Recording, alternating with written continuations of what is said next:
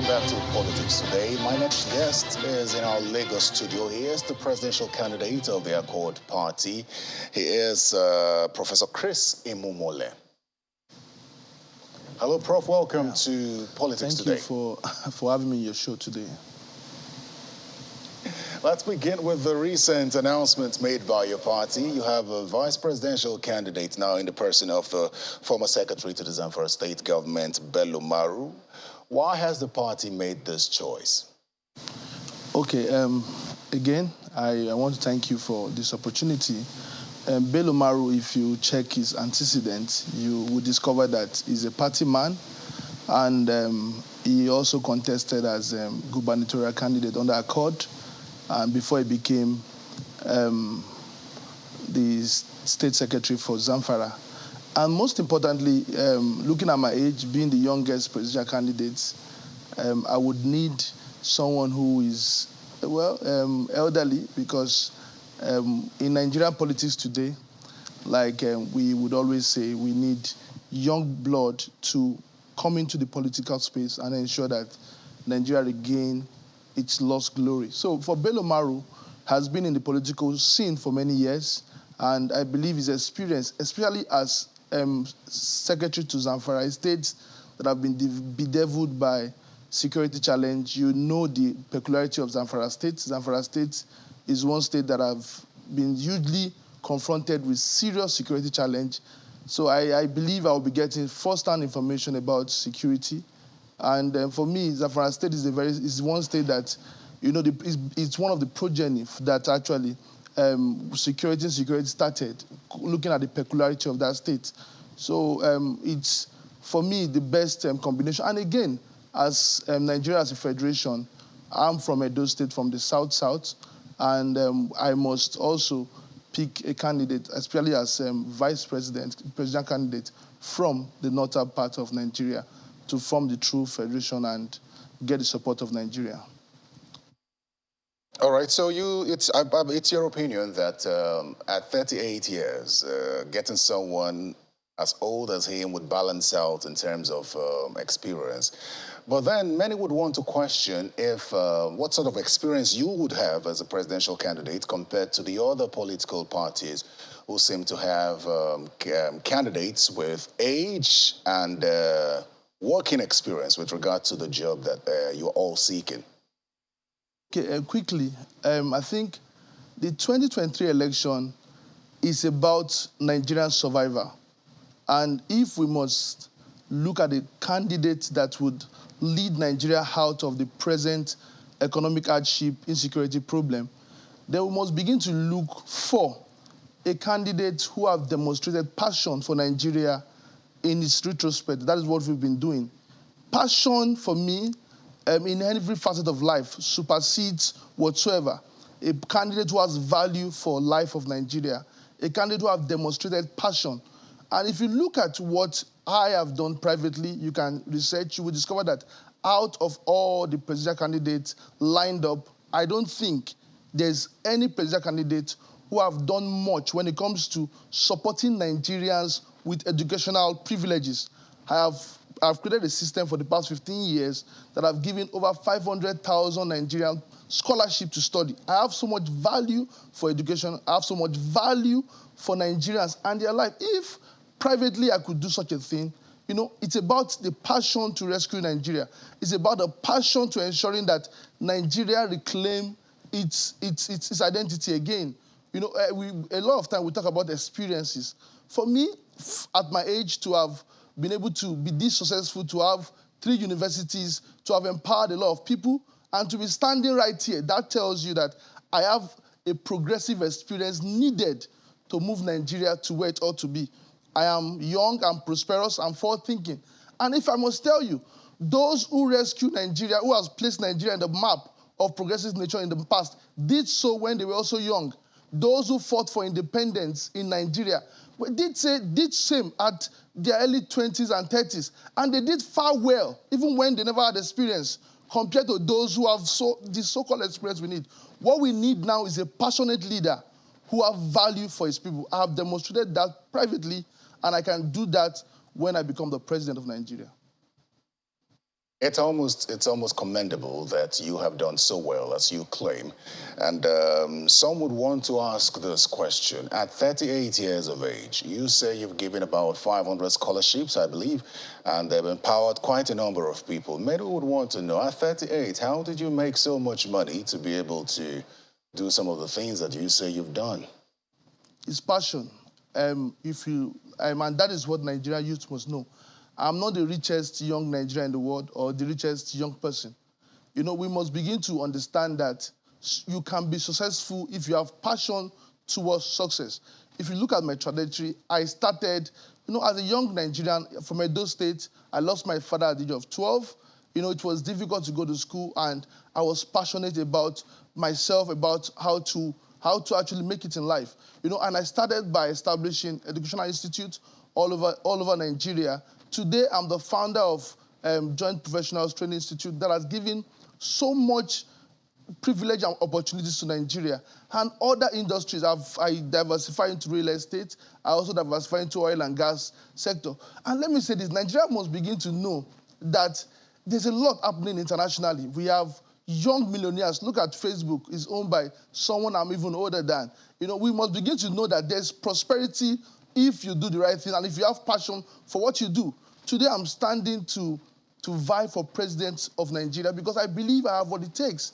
I believe I've demonstrated this. If I'm one of the unique Nigeria who could, at this age, make it, I'm not too young. So even there are younger people in South Korea, there are younger people in West India, there are younger people in the United States who had made it even far more than Africans. So that question to me is a good one, but the truth is this. We also have Nigerians who are making it very, very, so okay in whatever they are doing. But let me, before again, Nigerians as a country, I must say this clearly, must begin to understand that we must not forget what we told ourselves some years back. Very relevant.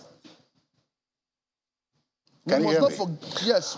So as an educationist and a professor, I mean, we don't have many 38-year-old professors. So that should be something to be proud of. But as an educationist and a professor, what do you consider to be the problem with the education sector in this country at different levels, and what solutions do you have? Okay. One of my first attempt, or one of the first things I'll be doing, is to ensure that we digitalize the economy of Nigeria. We listen to a lot of candidates who come up to speak, and I am one person that there's nothing new in whatsoever anybody's going to do. A lot of candidates will come up to say everything they are going to do, because knowledge is by reading, knowledge is by experience, knowledge is by mentoring. Anybody could acquire knowledge and come up here to speak. But the difference is in passion. You mentioned 500. I did not give 500 people scholarship. It was 500,000 Nigeria.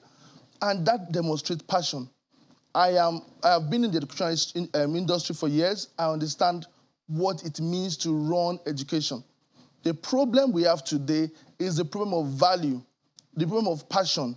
We must begin to see education as a sector that must be prioritized. I said somewhere that once I become the president of Nigeria, I will be budgeting about 20% of our budget for education.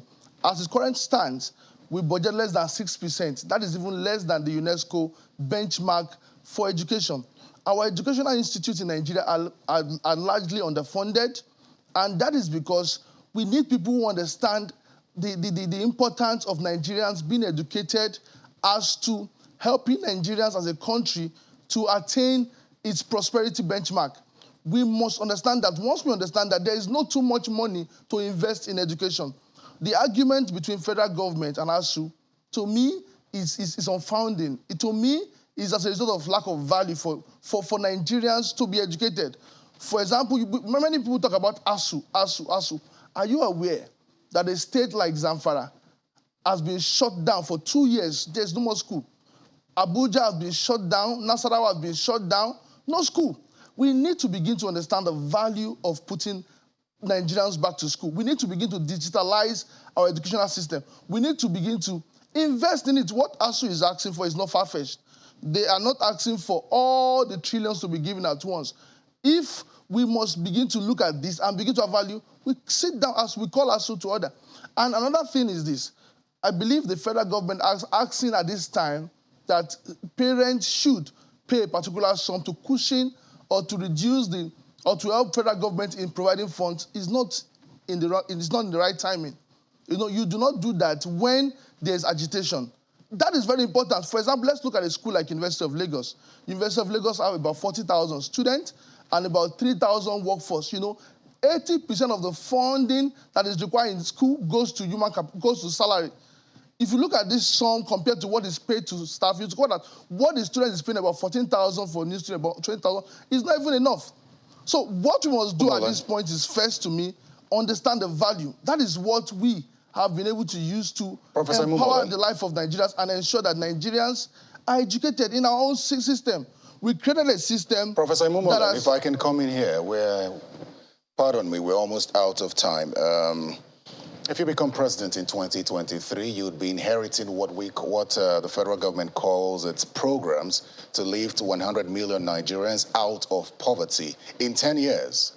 So would you continue any of those programs? Because I see that you're passionate, passionate to help Nigerians in terms of their social welfare. Would you continue any of the federal government's poverty alleviation programs, which you would be inheriting, by the way? Yeah, let me say this. I personally have a poverty alleviation program for Nigeria. Yes, and before the election, what we are doing, let me talk about before the election, not even after election, without politics. I have a program before election that personally will be empowering over 1 million Nigerians.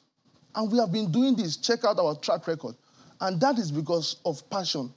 You know, when you spoke about experience, I said, what experience did Nelson Mandela had before he became the president of South Africa? It was passion for his people. He saw the life of people, like what we are seeing currently in Nigeria. I will do more because I understand that. I understand what to do. And I'm ready to do it. I have the capacity, the will to do it because I understand Continue the federal government's programs? Any of the federal government's programs? We will continue it in a better way because we have over 60% of Nigeria unemployed and underemployed. We will continue. There are so many things that Nigeria needs. Nigerians are underpaid. You know, before this show, you talk about brain drain, and many Nigerians leaving the shores of Nigerians, especially medical professionals. In a country where, for example, sorry, I'm going a little bit out of word, but I need to say all these things. Our time's almost up, actually, Professor Imumuolen. Yeah, it forms the point, sorry. Sadly, we've run out of time. Sadly, we've run out of time, but I'd like to thank you, Professor Chris Imumuolen, and would find time to have a longer conversation with you. Thanks for coming. Oh, thanks for having me. Professor Chris Imumuolen is the Accord Party's presidential candidate. Well, that's politics today. Many thanks for your time, and enjoy the rest of your evening. I'm Terry Ikumi. Goodbye.